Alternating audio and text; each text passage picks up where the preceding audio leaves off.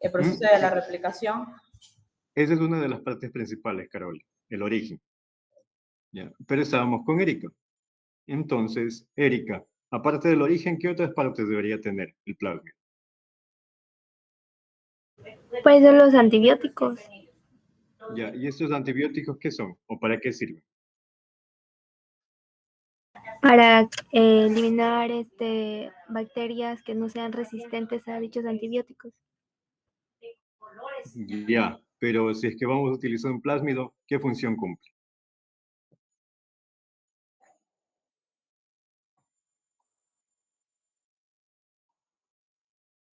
¿Tres, dos, uno?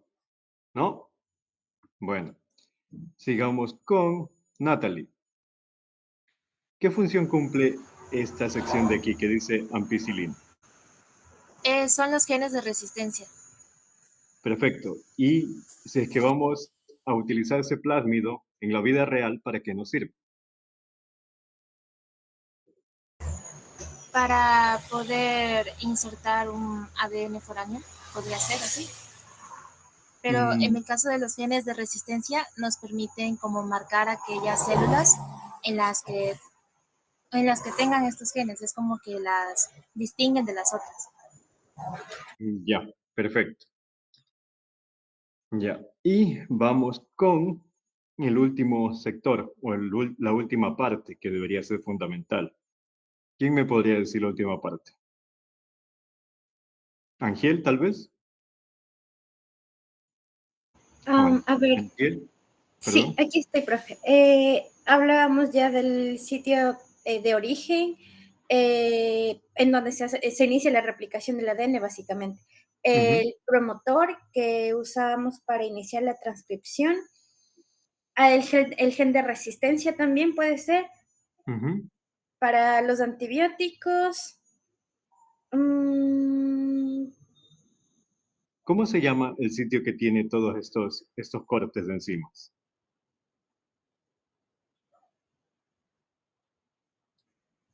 no me acuerdo, profe.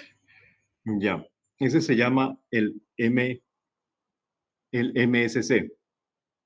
Oh, perdón, el MCS, que básicamente es Multiple Cloning Site o sitio de clonación múltiple. ¿Ya? Se llama así porque generalmente en estos sitios se aglomera una gran cantidad de secuencias de enzimas de restricción, como vemos aquí. ¿Ya? Literalmente, cada una de estas secuencias, si lo vemos aquí, es una enzima de restricción que va a ir cortando. Aquí vemos que actúa KPN2I, tenemos la BSEJI, etcétera, etcétera, ¿sí? Entonces, para hacer un resumen de todas las partes, tenemos primero el origen de replicación, aquí. Esta parte le va a decir a la célula que saque múltiples copias de ese plásmido. Una vez que el plásmido ha ingresado a una célula, sea esta una procarionta o una eucarionta, este sitio de replicación le va a decir cuántas copias debe sacar de todo el plásmido. ¿Sí? Es como una reproducción, una máquina de copias de ese plasma. En estos sitios de inicio de replicación tenemos de dos tipos, unos que son suaves y otros que son fuertes. Los tipos de replicación, los inicios o los orígenes de replicación fuertes podrían sacar hasta 5.000 copias de un plásmido, mientras que los orígenes de replicación débiles inducen una replicación de este plásmido de hasta más o menos 15 a 20 copias. ¿Ya? Si es que estamos produciendo una proteína, pongamos que en este caso vemos que la proteína que está insertada en el gen es un factor de crecimiento de epidermis humana, de isoforma B. Bien, si es que nuestro objetivo sería reproducir o replicar esta proteína de manera in vitro, ¿qué nos conviene más? ¿Que este plásmido se copie múltiples veces o que se copie pocas veces?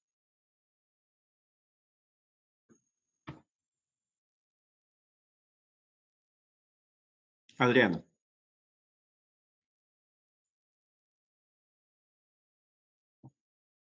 ¿Me podría repetir la pregunta, profe?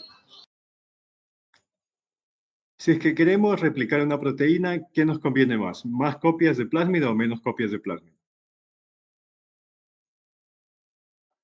¿Más? ¿Por qué?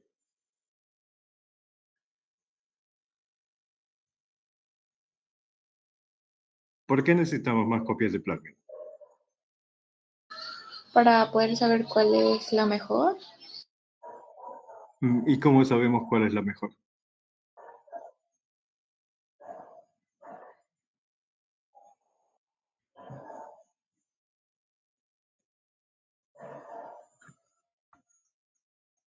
Adriana,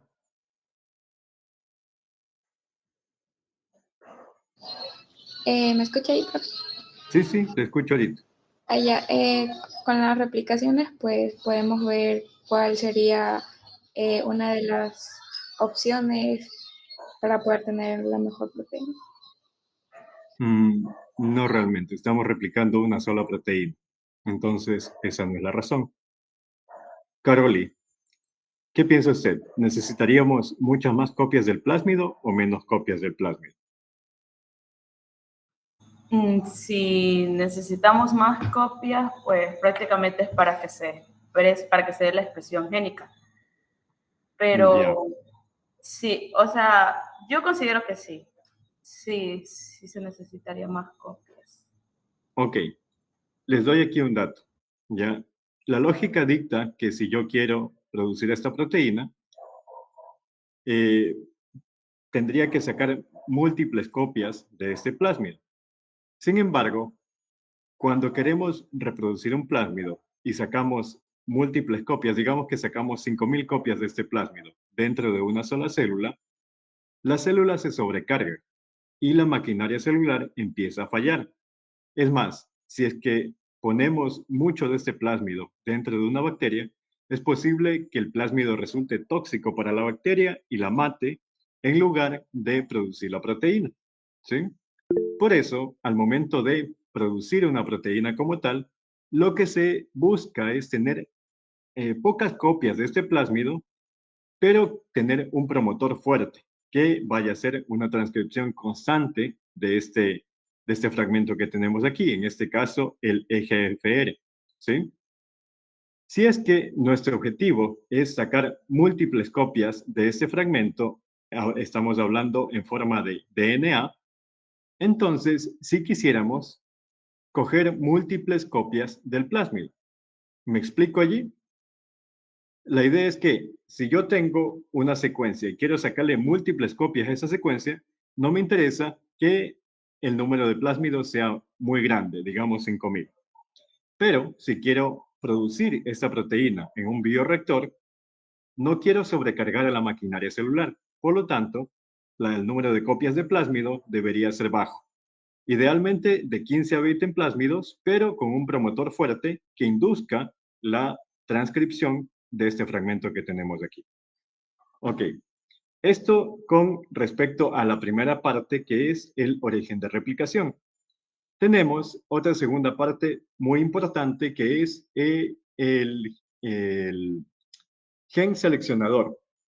Este puede utilizar varias estrategias. Aquí estamos utilizando antibióticos, que es lo más común. ¿Para qué nos sirve esa parte de resistencia? Prácticamente, este gen nos indica qué bacteria pudo adquirir el plásmido y qué bacteria no pudo adquirir el plásmido. Digamos que a este plásmido lo transfectamos dentro de un cultivo bacteriano. Luego, cuando esas células están transfectadas, las vamos a pasar a un plato. Emplatamos en un medio sólido de ampicilina, tal cual como el que preparamos en el laboratorio. Y lo que va a ocurrir es que las bacterias que lograron adquirir ese plásmido van a empezar, con ayuda de este promotor, a sintetizar todas las proteínas que están aquí dentro. Este gen va a codificar para una enzima que rompe la ampicilina en el medio.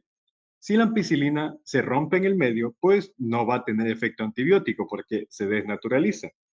Entonces, únicamente las bacterias que lograron internalizar ese plásmido van a ser resistentes al medio con ampicilina y van a prosperar, o sea que van a crecer.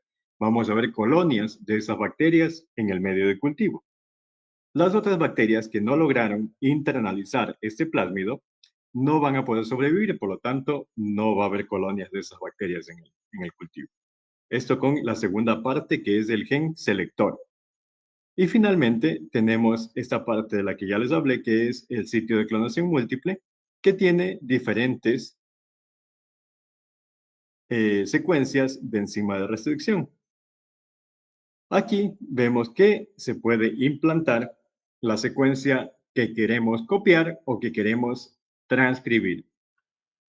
Siempre debemos tener en cuenta que debe ir en dirección del promotor. Si el promotor está hacia abajo, como en este caso, debemos ponerlo aguas abajo del promotor para que funcione. Y tenemos que darnos cuenta que la proteína se transcriba también en la misma dirección del promotor. Si ven aquí, la dirección es hacia la derecha. Y la flecha amarilla indica lo mismo. Toda la proteína se está transcribiendo hacia la derecha. Muy bien. Una vez que ya hemos visto esta parte de aquí, vamos a ir a la ficha de laboratorio que les envié. En la ficha de laboratorio, vamos a leer, por favor, los objetivos. Ahí están.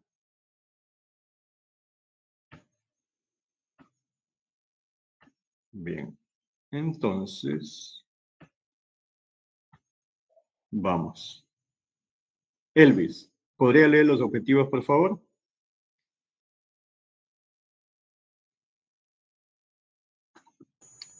Claro, profe. Aprender a utilizar la herramienta Benchling, diseñar un plásmido para la producción de la proteína GFP. Muchas gracias. Bien. Y vamos a pasar al procedimiento para saber qué es lo que vamos a hacer exactamente. De nuevo, veamos. Génesis, Mariana, por favor, ayúdanos leyendo el procedimiento.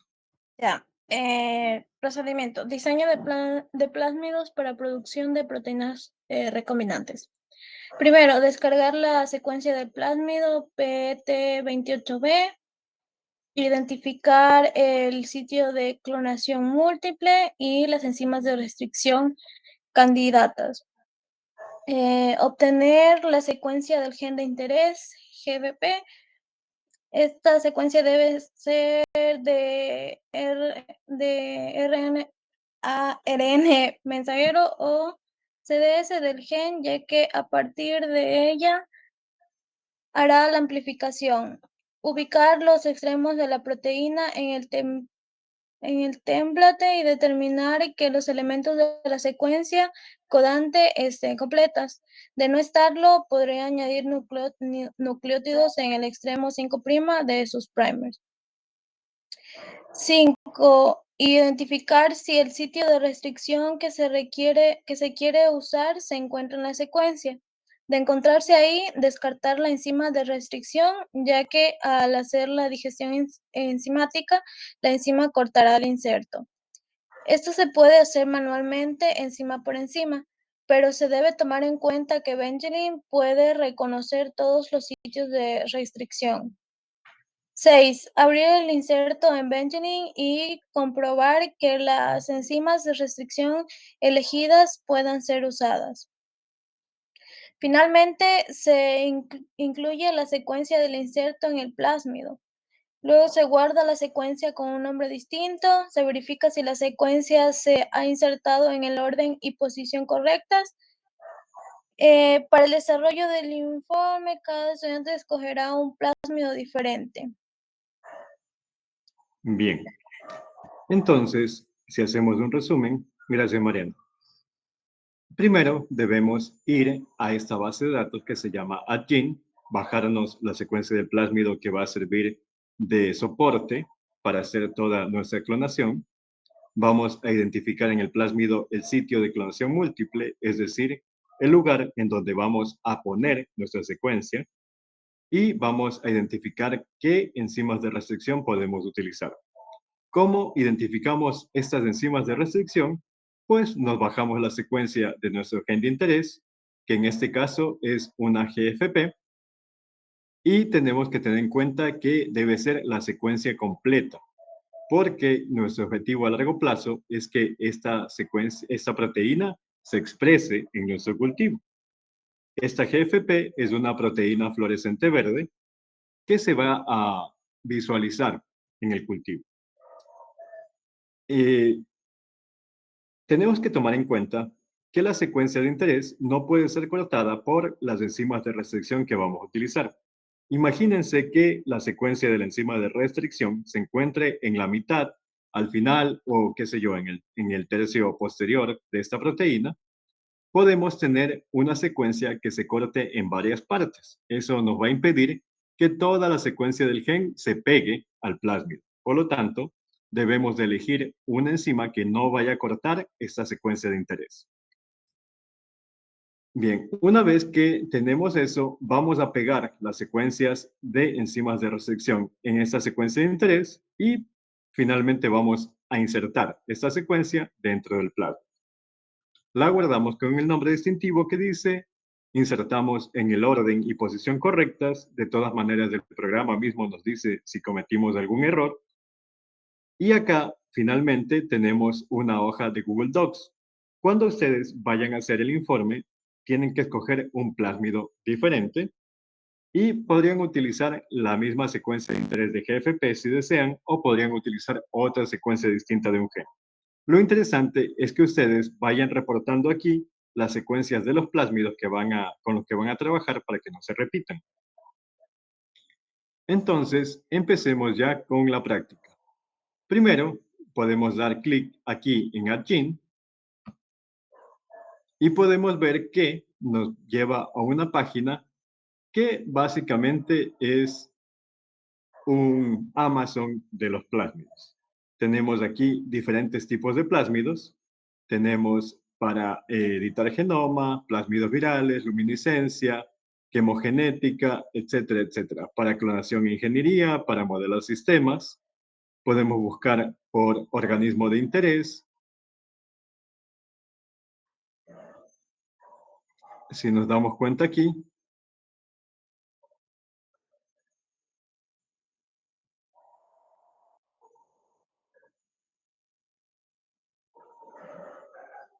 tenemos toda una colección de plásmidos. Ustedes pueden venir para hacer su informe y elegir entre todos esos plásmidos que tenemos. Tenemos plásmido para aquí, para CRISPR, etcétera, etcétera. ¿Sí? Lo interesante es que utilicen empty backbones. ¿Qué significa esto? Que el plásmido va a estar vacío, tal cual como dice aquí la palabra empty. No va a tener ninguna secuencia extraña al plásmido que esté insertado. Tenemos que elegir siempre un empty backbone.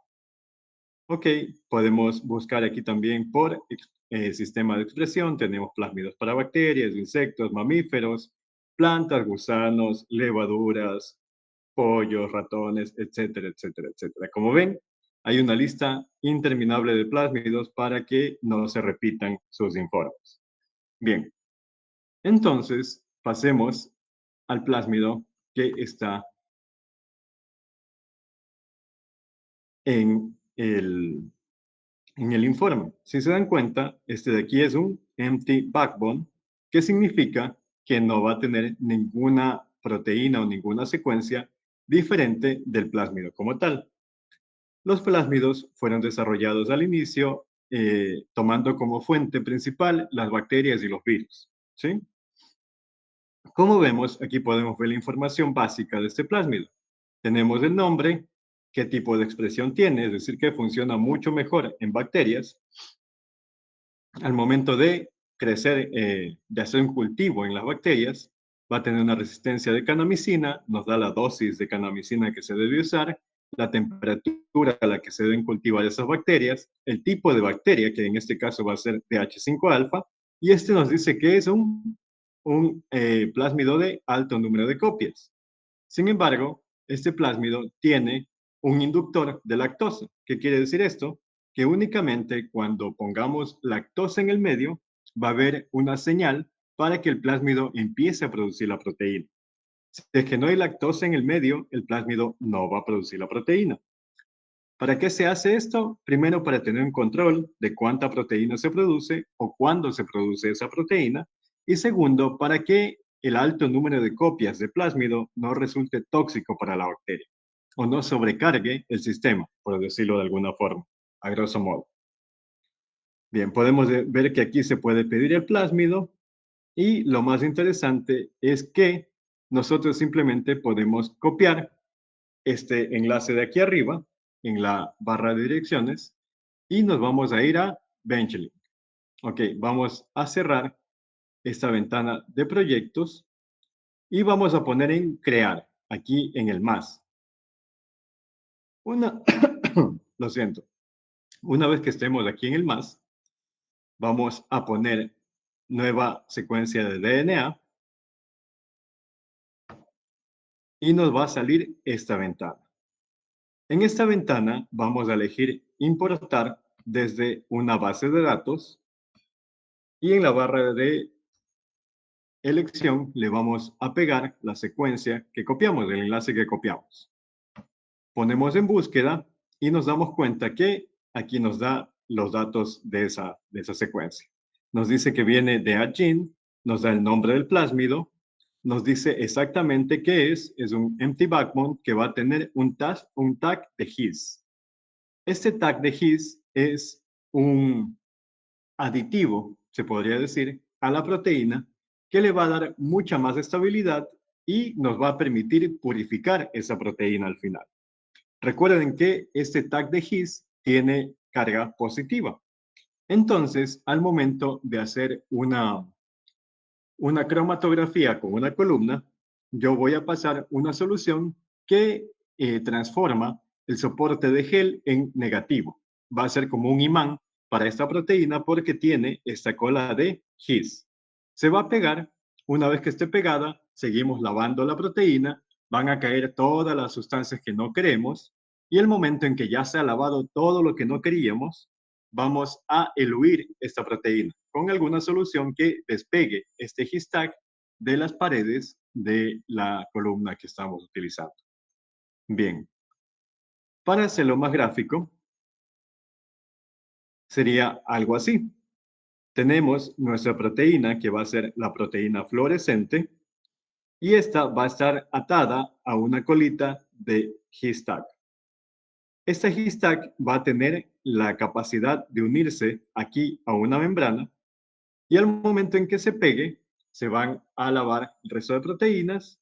Una vez que ya esté limpia la proteína de interés, vamos a eluir únicamente esta proteína fluorescente. Muy bien. Y finalmente, la proteína fluorescente que vamos a utilizar es esta de aquí.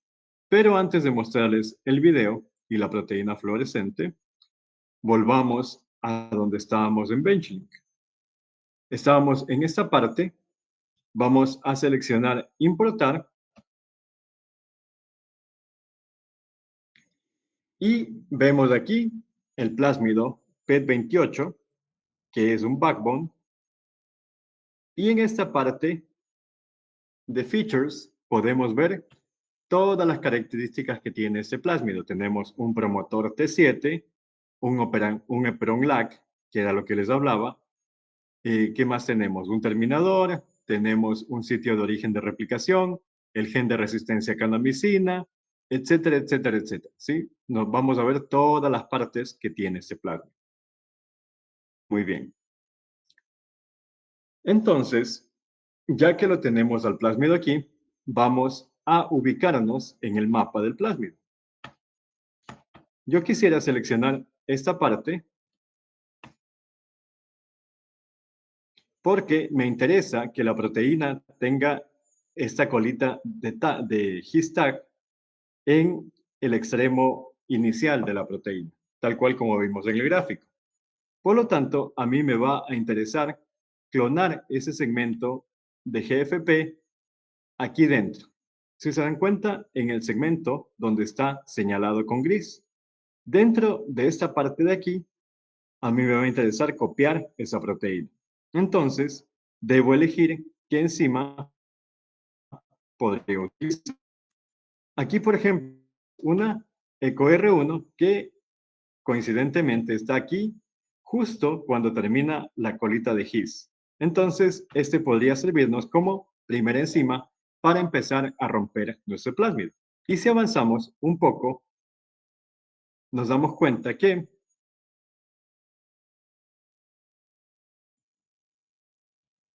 cerremos esto, ya. Nos damos cuenta que más adelante tenemos un grupo de enzimas sumamente grande. Podemos utilizar en teoría cualquiera de estos grupos de enzimas para copiar nuestra secuencia. Aquí podría ser esta NOT1, podría ser la HINT, podría ser la ECO 53KI, etcétera, etcétera. ¿Sí? ¿Qué es lo que vamos a analizar aquí? Justamente la secuencia que vamos a pegar para ver si EcoR1 y NOT1 en este caso nos van a servir para insertar algo allí. ¿Ok? Entonces, vamos nuevamente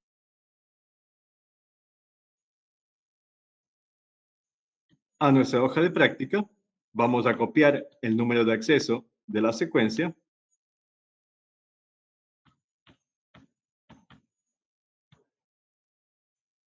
Muy bien. Y vamos a abrir NCBI. NCBI, como sabemos, es una base de datos que tiene todo. Tiene secuencias, tiene artículos, tiene proteínas, tiene transcritos, etcétera, etcétera, etcétera. Es una base de datos gigantesca donde pueden encontrar infinidad de información.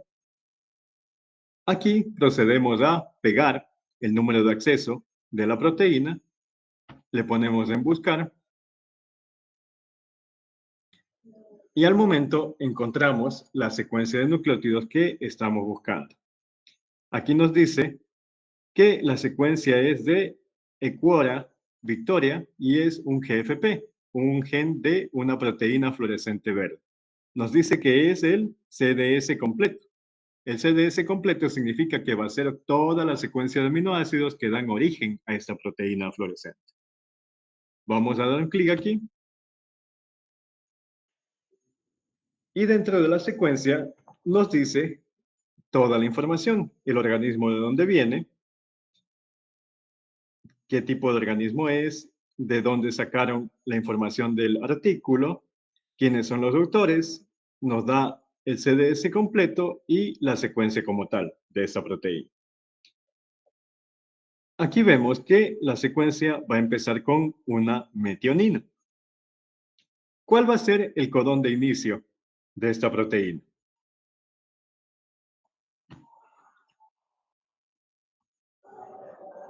Damaris.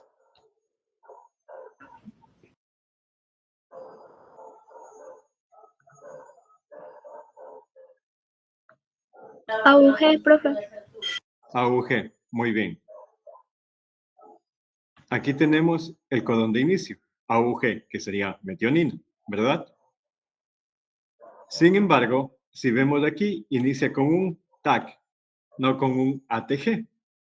Entonces, ¿qué sucede en este caso? ¿En dónde está el AUG? ¿Cómo podemos buscarlo? Pues hacemos clic aquí en CDS. Al momento de hacer clic en CDS, nos va a mostrar exactamente de dónde a dónde realmente la proteína va a empezar a transcribir. Aquí vemos que está el codón de inicio, AUG, y el codón de stop. ¿Sí? El resto de secuencias que vemos por los lados van a ser secuencias de control. Podrían ser elementos que le dan promoción o le dan soporte a los distintos mecanismos de transcripción cuando está esta secuencia dentro del organismo. A nosotros, como vamos a reproducir únicamente esta parte de aquí, no nos interesa mucho el resto de secuencias, fuera de toda esta secuencia de aminoácidos que es la que compone realmente la proteína. Bien, y ahora para mostrarles de dónde viene esta proteína, vamos nuevamente acá. Muy bien.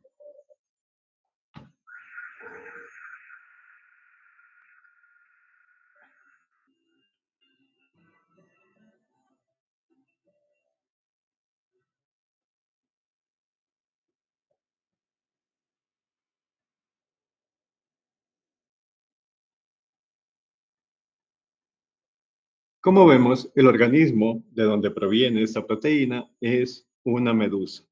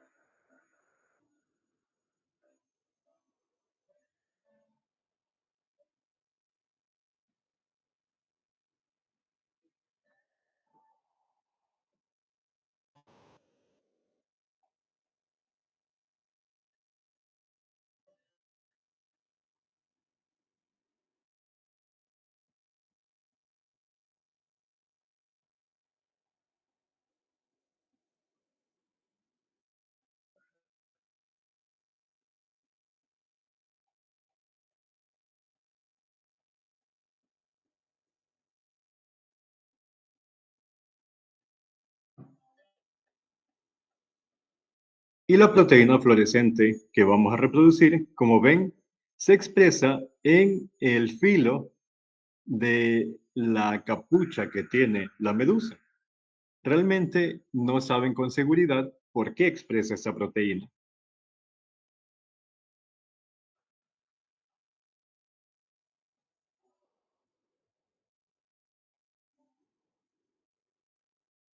Pero podemos ver que tiene diferentes usos. Aquí, como vemos, es un corte del cerebelo de un cerebro de ratón en donde se han señalizado ciertas células con esta proteína para tener una foto de cómo se expresa cierto tipo de señales dentro del cerebro.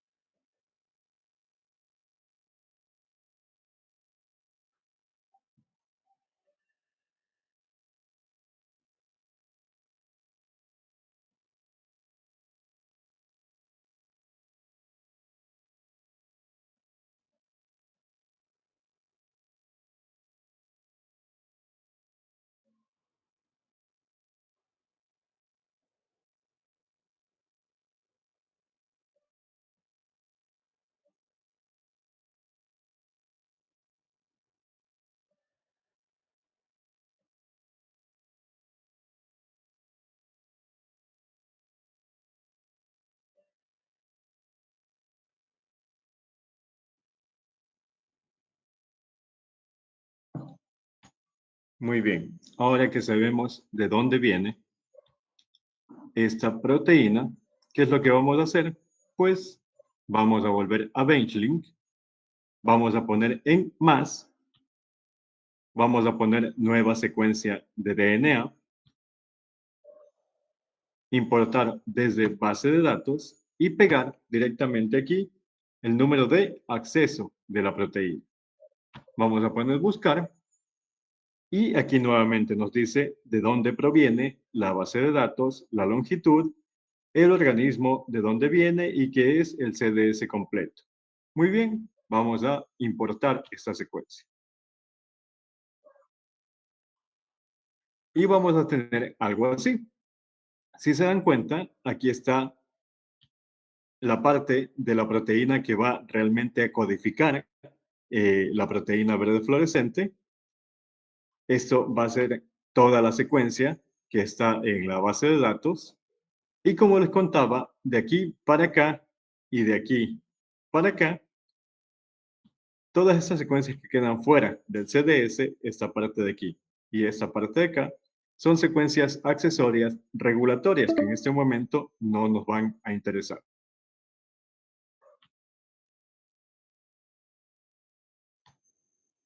Ya. Muy bien. ¿Qué es lo que vamos a hacer aquí? Buscar si es que dentro de este CDS, la enzima EcoR1 y la ND1 que tomamos como ejemplo van a cortar. Si es que cortaran la secuencia aquí dentro, puede ser en la base 200, en la 400, en la mitad, en la 300, por ejemplo, no nos servirían porque van a dividir la secuencia completa que queremos insertar dentro del plásmido. Aquí en el icono de tijera donde dice Digest, vamos a hacer un clic, vamos a seleccionar todas las enzimas y vamos a seleccionar las que tengan cortes individuales dentro del plásmido, ¿sí? Aquí, como vemos, ya tenemos seleccionadas EcoR1 y NOT1 porque nos van a mostrar que tienen 0 cortes dentro de esta secuencia. ¿Qué significa? Prácticamente que no vamos a tener problemas porque no cortan dentro de la secuencia.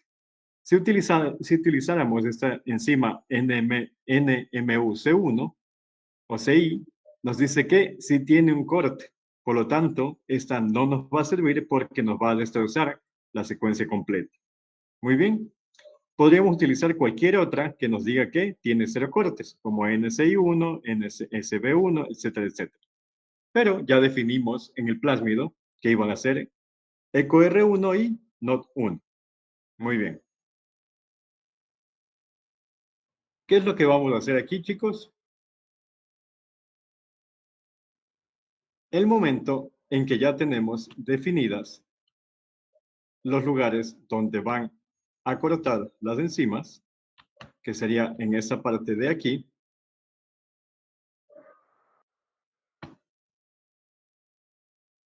de EcoR1 y de NOT1, pues nos vamos a nuestra secuencia. Nuevamente.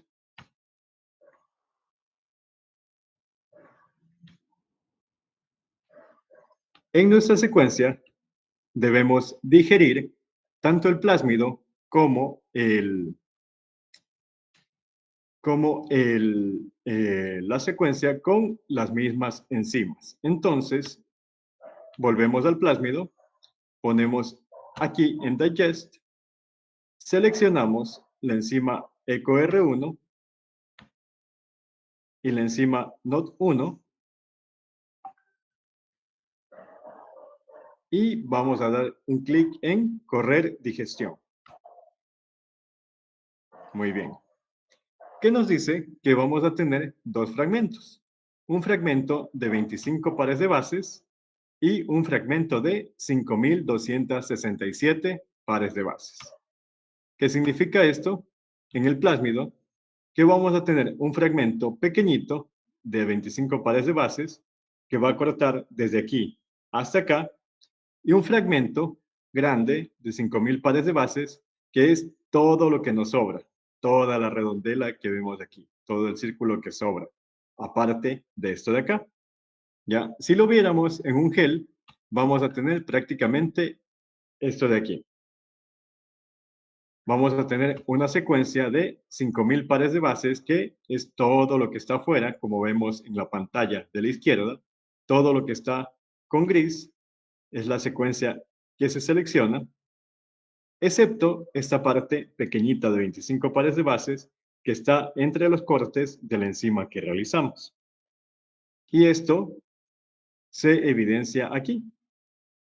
Este sector de aquí sería esta parte pequeñita, que ahora ya se pintó en gris. Obviamente, si lo hacemos en un gel en el laboratorio, esta parte de 25 pares de bases no se observaría porque es demasiado pequeña. Se va a perder en el gel. Únicamente veríamos una línea que sería el plásmido linearizado o cortado en una sola franja. Muy bien. Una vez que tenemos esta secuencia cortada, vamos al plásmido, perdón, al inserto. Únicamente nos interesa tener este inserto desde este lugar hasta este lugar, para que venga y se pegue en esta parte de aquí y de aquí, ¿sí? Entonces, chicos, lo que vamos a hacer es volver a la secuencia y vamos a copiar las secuencias de las enzimas. En esta parte iría EcoR1 y en esta parte iría ND1. Vamos nuevamente a Digest, vamos a seleccionar EcoR1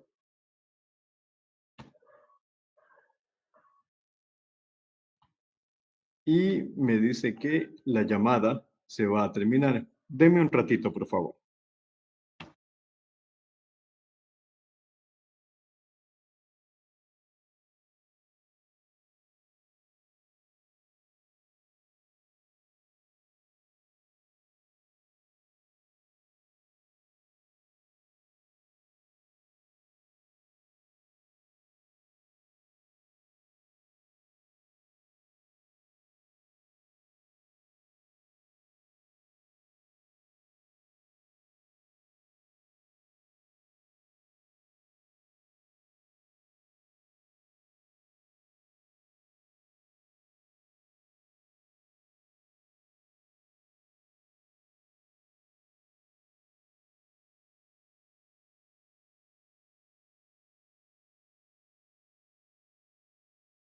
Bien.